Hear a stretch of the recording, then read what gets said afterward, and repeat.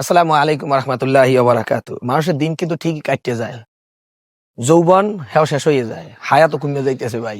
এই শীত আইছে, আমরা শীতে কিন্তু ভালো ভালো কম্বল, ভালো বিছনায় ঘুমাইতে পারতেছি, কিন্তু রাস্তায় অসহায় হতদরিদ্র মানুষ, পাগল বিভিন্ন রকম মানুষ আছে ড্রেনের পাশে শুয়ে থাকে ময়লা আবর্জনার ভিতরে। আপনাদের কাছে অনুরোধ হলো 100 পিস কম্বল লাগবে, কোনো দিনী ভাই যদি দিতে চান তাহলে আমার বিকাশ নাম্বারে যোগাযোগ করেন, দেখি অসহায় মানুষের পাশে দাঁড়ানো যায় কিনা। টাকা পয়সা ধন সম্পদ কিন্তু দুনিয়া পড়িয়ে থাকে, কয় বড়ি কেউ নিতে পারে না। তাই দুনিয়া জীবিত থাকা অবস্থায় রোজা নামাজ করেন নাই, এই দানের কারণে আল্লাহ তাআলা কিয়ামতের এই কঠিন মুহূর্তে আল্লাহ মাফ করে দিতে পারে।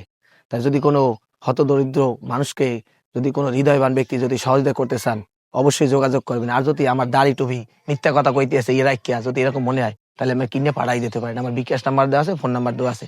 অবশ্যই ইনশাআল্লাহ পরকালে মুক্তির জন্য যোগাযোগ করবেন। ফি আমানিল্লাহ। আসসালামু আলাইকুম রহমতুল্লাহ।